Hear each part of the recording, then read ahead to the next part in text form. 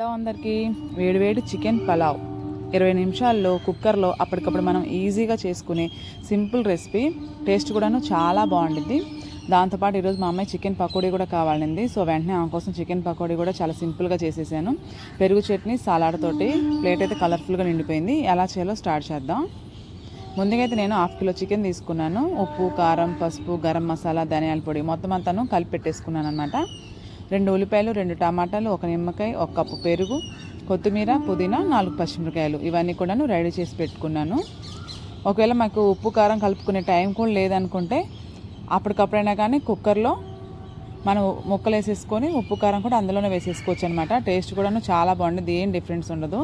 అల్లం వెల్లుల్లి పేస్ట్ కూడా తీసుకోవాలి. ఫస్ట్ అయితే స్టవ్ ఆన్ చేసేసుకొని కుక్కర్ పెట్టేసుకుందాం. ముందుగా ఒక 5 స్పూన్లు సరిపడంత ఆయిల్ పోసుకోవాలి. ఆయిల్ వేడైపోయిన తర్వాత బిర్యానీ వర్క్ కావాల్సినవన్నీ కూడా మనం వేసుకోవాలన్నమాట. బిర్యానీ ఆకు, చెక్క, లవంగా అన్నీ కూడాను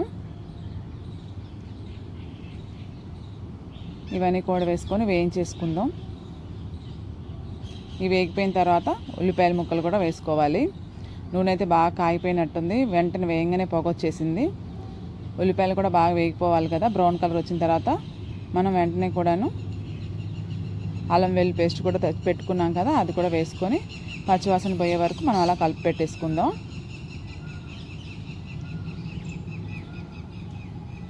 అల్లం వెల్లుల్లి పేస్ట్ కూడా వేగిపోయిన తర్వాత మనం కట్ చేసి పెట్టుకున్న టమాటా ముక్కల్ని కూడా తీసుకోవాలి. టమాటా ముక్కలు కూడా వేసుకొని ఒకసారి మొత్తం అంతా కలిపేటట్టు టమాటాలు కొంచెం మగ్గే వరకు మనం ఒకసారి అలా 2 సార్లు అలా తిప్పేసుకుంటే సరిపోద్ది. టమాటా ముక్కలు కూడా మగ్గిపోయిన తర్వాత మనం కలిపెట్టేసుకున్న చికెన్ ముక్కల్ని కూడా వేసుకోవాలి. చాలా సింపుల్ రెసిపీ అండి, అప్పటికప్పుడు చేసేసుకోవచ్చు. నిజంగా 20 నిమిషాలు అయిపోద్ది అనమాట. నేను ఈ వీడియో మొత్తం కూడాను ఒక చేతితో వీడియో పట్టుకొని ఇంకో చేతితో వంట చేస్తాను. ఏమైనా తప్పులు ఉన్నా కానీ క్షమించాలి. ముక్కలన్నీ కూడా మనం అలా కలుపుకున్నాక కట్ చేసి పెట్టుకున్న పచ్చిమిరపకాయలు, పెరుగు మొత్తం కూడా ఒకసారి వేసుకొని మొత్తం అంతా కూడా ఒకసారి కలిపేలాగా మొత్తం కలుపుకుందాం. తర్వాత 1 నిమ్మకాయ కూడాను పైన పిండేసుకోవాలి. ఇది చాలా మస్ట్ చూడండి. ఇది వేస్తే టేస్ట్ కూడా చాలా చేంజ్ అయ్యిద్ది, బాగుండిద్ది కూడాను. మొత్తం కలిసిపోయేటట్టు మసాలా అంతా కూడాను కలుపుకోవాలి.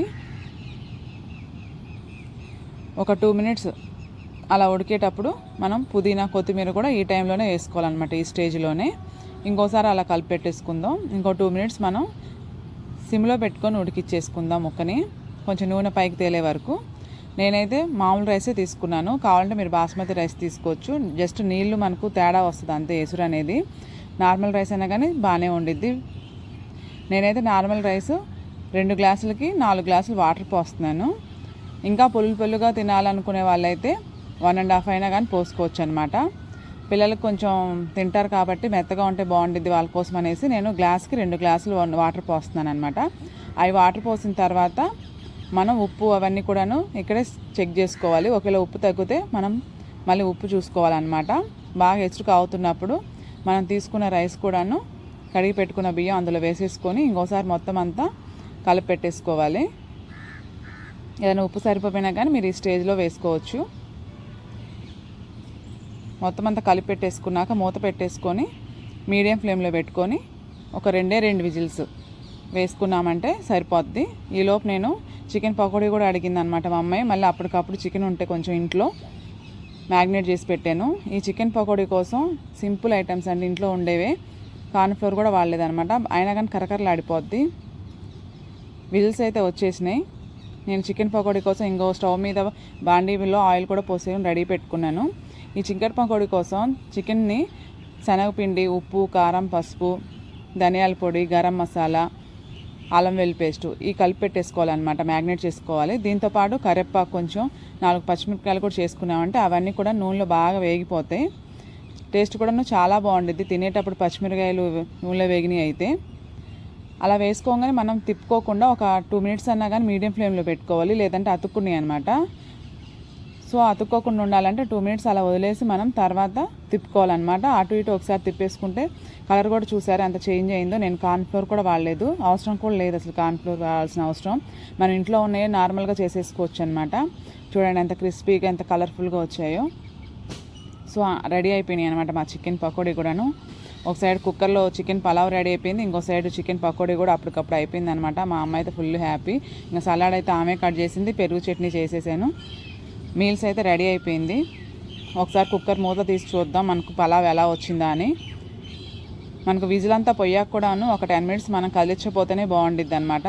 అన్నం ఇంకా పులుపులుగా వచ్చింది. మీకు ఇంకా బాగా పులుపులుగా కావాలంటే చెప్పాను కదా, మనం వాటర్ అయితే తగ్గించుకోవాలి. మాకైతే పిల్లలు తింటారు కాబట్టి నేను గ్లాస్కి 2 గ్లాసులు వాటర్ పోసాను. చూడండి ఎంత కలర్ఫుల్గా ఎంత బాగా వచ్చిందో. ముక్క కూడా మంచిగా ఉడికిపోద్ది ఇలా అయితే. ప్లేట్లు అయితే పెట్టేసాను అనమాట. ఫస్ట్ అయితే మా అమ్మాయి నాకే పెట్టేసి నాకు నచ్చిన ఫుడ్ అని చెప్పేసింది, నచ్చిన మీల్ అని. సో ఆ ప్లేట్లు అయితే పెట్టేసాను. మంచిగా చికెన్ పలావ్ తోటి చికెన్ పకోడీ, సలాడు, పెరుగు చట్నీ తనకు బాగా నచ్చిన కాంబినేషను. చాలా హ్యాపీగా ఫీల్ అయిపోయింది అనమాట. టేస్ట్ కూడాను చాలా బాగుండేది. 20 నిమిషాల్లో మనకు కుక్కర్లో ఈజీగా అయిపోద్ది. మీరు కూడా ఒకవేళ ట్రై చేయాలనుకుంటే ఖచ్చితంగా డెఫినెట్గా ట్రై చేయండి. మీకు ఈ వీడియో నచ్చిందంటే లైక్ చేయండి, సబ్స్క్రైబ్ చేసుకోండి.